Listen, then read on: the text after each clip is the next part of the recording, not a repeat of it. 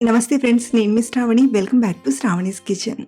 ఈరోజు ఈ వీడియోలో అప్పటికప్పుడు చేసుకుని ప్రోటీన్ ఫుల్ హెల్దీ బ్రేక్ఫాస్ట్ రెసిపీని ఈ వీడియోలో మీతో షేర్ చేసుకోబోతున్నాను. పెసరపప్పుతో శుద్ధి మెత్తని ఇడ్లీలు. ఇలా మనం ఉదయం పూట ఈ ఇడ్లీలను చేసుకోవడం చాలా తేలికే కాదు, మంచి రుచిగా తినేయొచ్చు.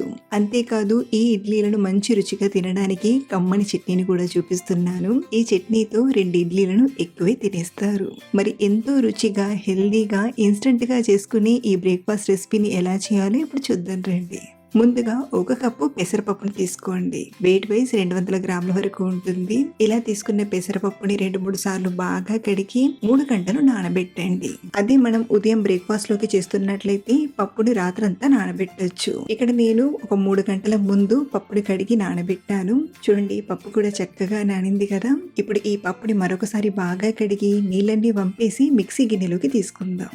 ఇందులోనే ఒక 1/2 కప్పు పెరుగుని తీసుకోండి. దీంతో ఇడ్లీలు గుల్లగా రావడమే కాదు, మంచి రుచిగా వస్తాయి. అలాగే కొంచెం నీళ్ళను తీసుకుని లైట్ గా బరక తెలిసేలా గ్రైండ్ చేయండి. మరీ పప్పు కనబడేలా కాదు, మరీ మెత్తగా కాదు. ఇలా కొంచెం బరకగా గ్రైండ్ చేస్తే ఇడ్లీలు గట్టిగా రాకుండా సాఫ్ట్ గా వస్తాయి. ఇప్పుడు ఈ పప్పు బ్యాటర్ ని ఒక బౌల్లోకి ట్రాన్స్ఫర్ చేసుకొని ఈ ఇడ్లీలు ప్లెయిన్ గా అయినా చేసుకోవచ్చు. నేను ఇక్కడ మరింత రుచిగా చేయడానికి లైట్గా పోపు పెట్టి తీసుకుంటున్నాను. స్టవ్ ఆన్ చేసి ప్యాన్లోకి ఒక 2 టీ స్పూన్ల నూనెను తీసుకొని నూనె వేడయ్యాక 1/2 టీ స్పూన్ ఆవాలను, 1/2 టీ స్పూన్ జీలకర్ర, 1/2 టీ స్పూన్ ఇంగువను తీసుకొని ఇవి కొంచెం వేగాక ఇందులోకి ఒక 1/2 కప్పు ఉప్మా రవ్వను తీసుకొని ఒక 2-3 నిమిషాలు ఫ్రై చేయండి.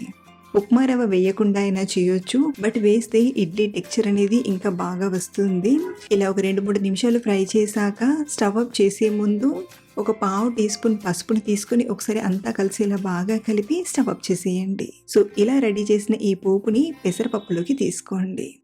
అలాగే ఇందులోనే గ్రేట్ చేసిన 1/2 కప్పు క్యారెట్ తురుమును, కొంచెం తరిగిన కొత్తిమీరాకును, అలాగే రుచికి సరిపడా ఉప్పును తీసుకొని మరొకసారి బాగా కలపండి. మనకు ఈ టైంలో బ్యాటర్ అనేది ఇలా ఉండాలి. ఇది నానాక కన్సిస్టెన్సీని తర్వాత మనం సరి చేసుకుందాం. ఇప్పుడు మూత పెట్టి ఒక 10 నిమిషాలు పిండిని నానబెట్టండి. దీంతో ఇందులో తీసుకున్న రవ్వ అనేది చక్కగా నాని సెట్ అవుతుంది. ఈలోగా ఇందులోకి మనం చట్నీ ప్రిపరేషన్ ని చూద్దాం రండి.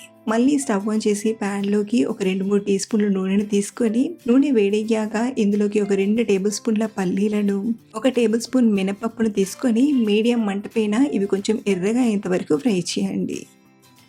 అలాగే వీటిని ఇలా వేపేటప్పుడే ఇందులోకి ఒక చిన్న అల్లం ముక్కని కూడా తీసుకొని బాగా ఫ్రై చేయండి.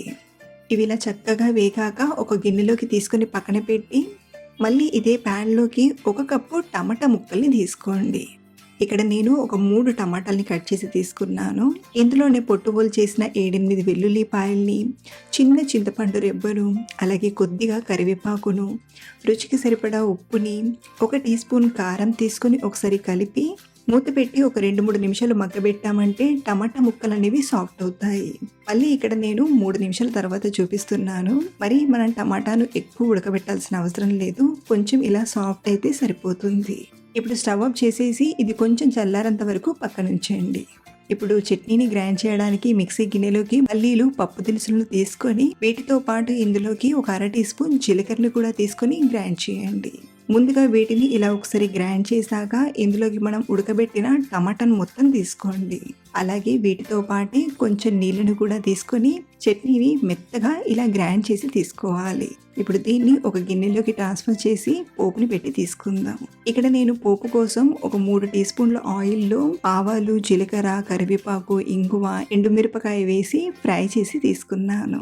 అంతే, సింపుల్ అండ్ టేస్టీగా హోటల్ స్టైల్ టమాటా చట్నీ తయారైపోయింది. ఈ చట్నీ ఈ ఇడ్లీలోకే కాదండి, మనం రెగ్యులర్ గా చేసుకునే దోశ, వడల్లోకైనా అలాగే చపాతీతో తీసుకున్న మంచి రుచిగా ఉంటుంది.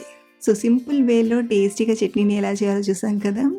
ఇప్పుడు మనం మిగతా ఇడ్లీ ప్రాసెస్ని చూద్దాం రండి. 10 నిమిషాలు అయ్యేసరికి పిండి కూడా చక్కగా నాని లైట్గా గట్టిపడింది. ఇప్పుడు ఇందులోకి లైట్గా 1-2 టీ స్పూన్ల నీళ్ళను తీసుకొని కన్సిస్టెన్సీని కొంచెం సరి చేసుకుందాం. మనకు సేమ్ ఇడ్లీ పిండి ఎలా అయితే ఉంటుందో అలాగే తయారు చేసుకోవాలి. సో పిండిని ఇలా రెడీ చేసుకున్నాక చివరిగా ఒక 1/2 టీ స్పూన్ వంట సోడాను తీసుకొని బాగా కలపండి. మనం ఇక్కడ అప్పటికప్పుడు చేస్తున్నాం కాబట్టి ఇలా కొంచెం వంట సోడా వేయడం వలన పిండిలో ఆ ఎయిర్ గ్యాప్స్ అనేవి ఫామ్ అవుతాయి. దగ్గర నుండి చూపిస్తున్నాను. వంట సోడా వేయగానే బబుల్స్‌లా చిన్న చిన్నగా ఫార్మ్ అవుతున్నాయి. పెరుగు, వంట సోడా యాక్టివ్ అయ్యి పిండి అనేది చక్కగా ఫ్లఫీగా రెడీ అవుతుంది. సో, పిండిని ఇలా రెడీ చేసుకున్నాక ఇప్పుడు ఇడ్లీ ప్లేట్స్‌ని తీసుకొని కొంచెం ఆయిల్‌ని అప్లై చేసి బ్యాటర్‌ని తీసుకుందాం. ఇలా మనం తయారు చేసిన పిండి మొత్తం ప్లేట్స్‌లో పట్టేలా అన్నిట్లోకి తీసుకున్నాక వీటిని ఉడికించడానికి మరో పక్కన నేను ఒక 2 గ్లాసుల నీళ్ళను తీసుకొని వేడి చేశాను. ఇప్పుడు ఇందులోకి మనం తయారు చేసిన ఇడ్లీ స్టాండ్‌ని పెట్టి కవర్ చేసి హై ఫ్లేమ్‌లోనే ఒక 10 నిమిషాలు ఉడకబెట్టామంటే ఇడ్లీలు తయారైపోతాయి. 10 నిమిషాల తర్వాత స్టవ్ ఆఫ్ చేసేసి ఒక 5 నిమిషాలు అలాగే వదిలేయండి. ఒక 5 నిమిషాల తర్వాత మనం సర్వ్ చేసుకున్నామంటే ఇడ్లీ ప్లేట్ నుండి చక్కగా వస్తుంది. ఇలా మనం రెగ్యులర్‌గా తినే ఇడ్లీకి డిఫరెంట్‌గా, మంచి రుచిగా, ప్రోటీన్ ఫుల్‌గా చేసుకోవచ్చు. ఒక్కోసారి ఇడ్లీ, దోస పిండి చేసుకోవడం మర్చిపోతూ ఉంటాం. అలాంటి టైంలో నైట్‌కు పెసరపప్పు కడిగి పెట్టుకొని ఉదయాన్నే ఇడ్లీలు చేసుకోవచ్చు. పెద్దలే కాదు పిల్లలు కూడా ఇష్టంగా తినేస్తారు. సో, మీరు కూడా డెఫినెట్‌గా ట్రై చేయండి. అలాగే మీరు ట్రై చేశాక మీకు ఎలా వచ్చాయో కింద కామెంట్‌లో నాతో షేర్ చేసుకోవడం మర్చిపోవద్దు. మరిన్ని సింపుల్ అండ్ టేస్టీ రెసిపీస్ కోసం మన ఛానల్‌ని ఫాలో అవ్వండి. Thank you for watching.